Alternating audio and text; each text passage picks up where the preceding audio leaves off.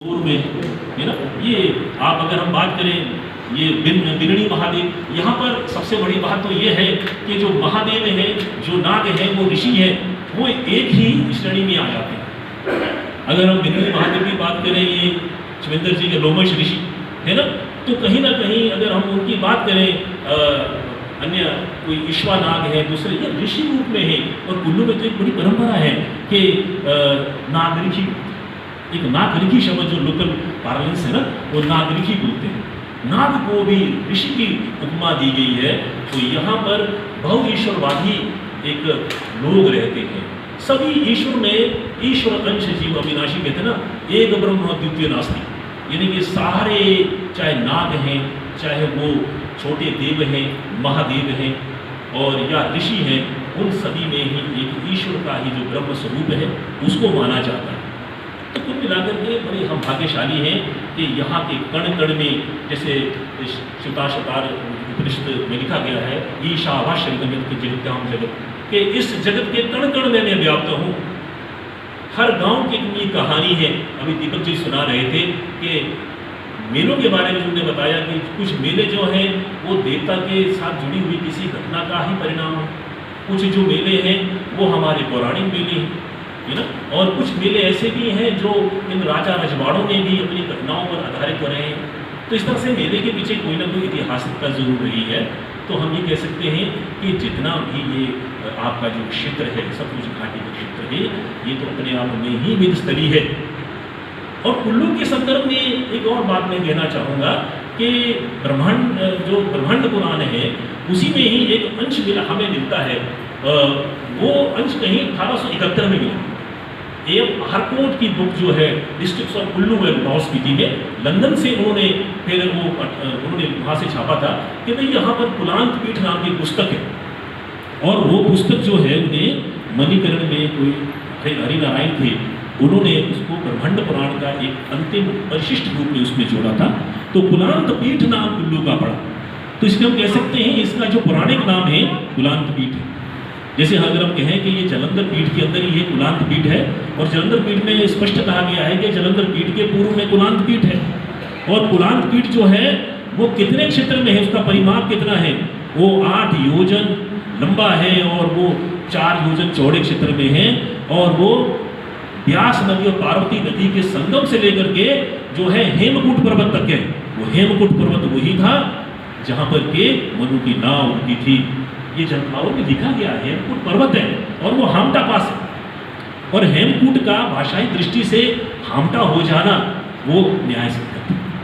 इतना मतलब प्रमाणिक हमारे पास इतिहास है, इस पर हम चर्चा करने लग जाए तो कई दिन खत्म हो सकते हैं, है ना। तो आज जो हमारा विषय है वो आपका बाहरी सराज का ये क्षेत्र है। और उसी कुलांत पीठ में एक वर्णन मिलता है कि यहाँ पर भगवान शिव जो है वो शबरी के रूप में वो भ्रमण करते हैं। और माता पार्वती है जो है वो शबर, जो महादेव है वो शबर रूप में है और पार्वती शबरी रूप में। आप बोलेंगे ये क्या शब्द बोल दिए। ये जो बनवासी लोग होते हैं जो यहाँ के उसी भेष में वो वहाँ पर विचरण कर रहे हैं।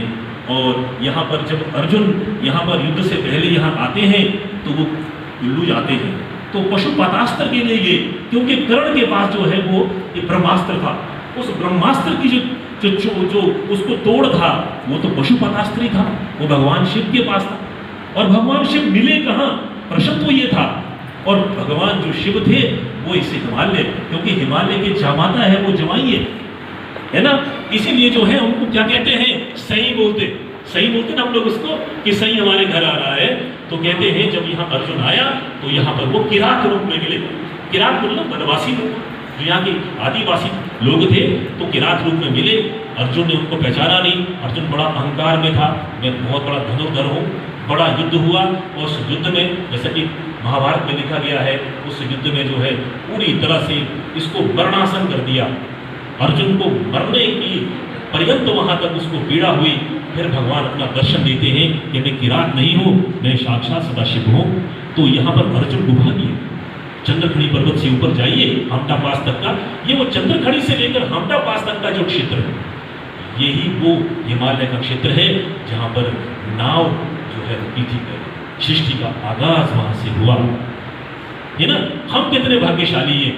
और उस कुलांत पीठ में लिखा गया है, उसके पहले अध्याय में लिखा गया है कि ये वो क्षेत्र है जहां पर कुसुम्बा एवं योगिनियां इस तरह की शक्तियां निवास करती है। तो उस कुलांत पीठ में मां कुसुम्बा का वर्णन होता है। और वो कुलांत पीठ एक बहुत बड़ी पुस्तक है और कभी हम उसकी पूर्ण चर्चा करेंगे, अलग विषय रहेगा। तो कुल मिलाकर के अगर हम ये कहें कि जमदग्नि ऋषि इस सारे हिमालय क्षेत्र में अगर सबसे बड़ा योगदान आर्य संस्कृति को बनाने में रहा है, वो ऋषियों में सप्त ऋषि में जमदग्नि ऋषि है। क्योंकि जमदग्नि ऋषि ने भी ऋग्वेद के मंत्रों की जो है वो प्रणेता रहे हैं। मंत्र उन्हें लिखे, ऋग्वेद पहली पुस्तक थी।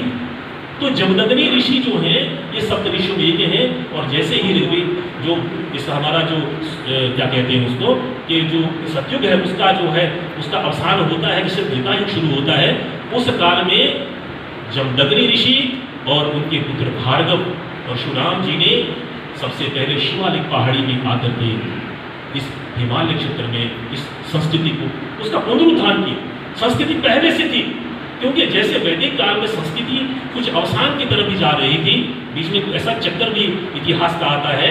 तो ऐसा काल हर देश के हर राष्ट्र के जीवन में आता है। तो कहते हैं शिवालिक क्षेत्र में जो ददाऊ क्षेत्र है, रेणुका क्षेत्र है, माता रेणुका का वहाँ वास हुआ और जमदग्नि ऋषि वहाँ पर उन्होंने अपना आश्रम बनाया। एक दिन ऐसा हुआ कि वहाँ पर जो है गंधर्व लोग जो हैं वो स्नान कर रहे थे और उस पर थोड़ी सी उनकी मन की आसक्ति हो गई और रेणुका के प्रति जो है जमदग्नि ऋषि का जो है वो अनासक्त हो गए और उन्हें अपने 10 पुत्रों को कहा कि अपनी माँ का वध कर दो। तो 9 पुत्रों ने मना कर दिया, हम अपनी माँ का वध नहीं कर सकते भाई।